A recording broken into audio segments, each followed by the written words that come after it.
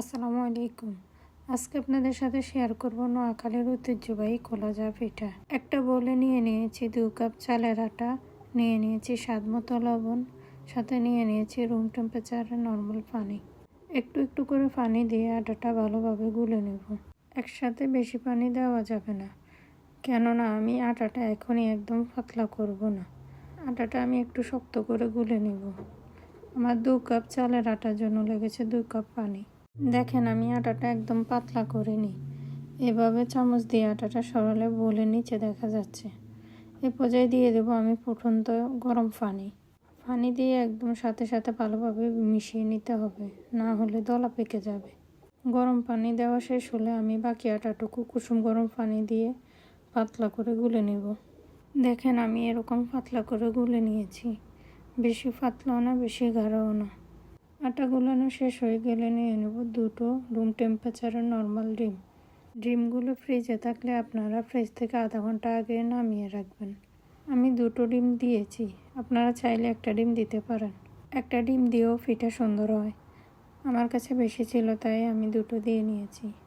2টো ডিম না দিলে কোনো সমস্যা হবে না, কিন্তু আবার ডিম না দিলেও পিঠা হবে না, তাই একটা ডিম দিতে হবে। যাই হোক, মিশানোর পর্যায়ে দিয়ে দিয়েছি 1 চামচ পরিমাণ তেল।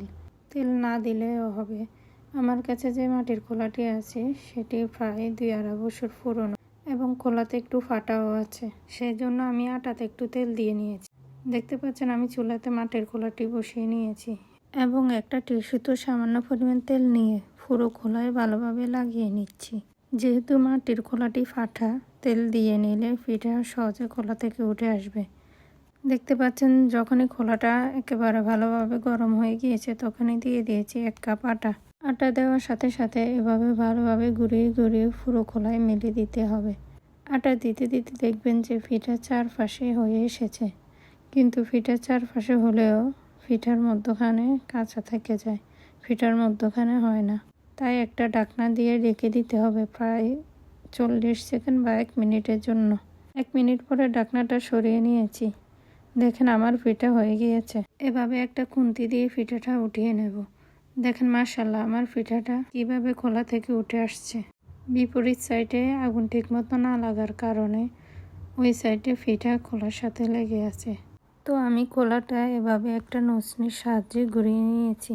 এই সাইডেও ভালোভাবে আগুন লাগলে পিঠা উঠে আসবে, সমস্যা হবে না। কখনোই খোলা ভালোভাবে গরম হওয়ার আগে খোলায় আটা দিতে যাবেন না, তাহলে পিঠা খোলার সাথে একেবারে লেগে যাবে। এর ফলে খোলাও ফেটে যেতে পারে। আমি পিঠাটা হাত দিয়ে ধরার চেষ্টা করেছি ক্যামেরাতে দেখানোর জন্য, কিন্তু এত বেশি গরম আমি ধরতে পারিনি, তাই রেখে দিয়েছি।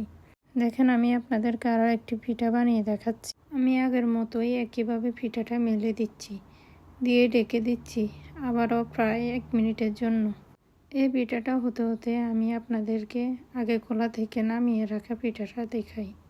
দেখতে পাচ্ছেন পিঠাটা কতটা জালি জালি হয়েছে, কতটা ক্রিস্পি হয়েছে, সাইডে মুচমুচে এবং মধ্যখানে নরম হয়েছে। মাটির খোলাটা ফাটার কারণে পিঠার পিছনে লাল লাল দাগ হয়ে গিয়েছে। যাই হোক, এই পিঠাটাও হয়ে এসেছে। এখন আমি ঢাকনা সরিয়ে নেব।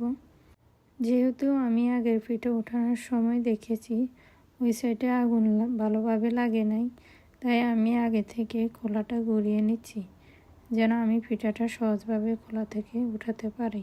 দেখতে পাচ্ছেন এই পিঠাটি আগের পিঠা থেকে সহজভাবে মাটির খোলা থেকে উঠে আসছে। এই তো হয়ে গেছে আমাদের নোয়াখালীর ঐতিহ্যবাহী কলাজা পিঠা। এই পিঠা আপনি চা, নারকেল, খেজুরের গুড়, ভর্তা বা মাংসের সাথেও খেতে পারেন। এটা এমনই একটি পিঠা যা সব কিছুর সাথে খাওয়া যায়। আমি তো এই পিঠা মাংসের সাথে খেয়েছি, আপনারা যা ইচ্ছা তার সাথেই খেতে পারেন।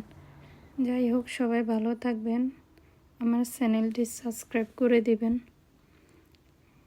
সবাই পাশে থাকবেন। আল্লাহ হাফেজ।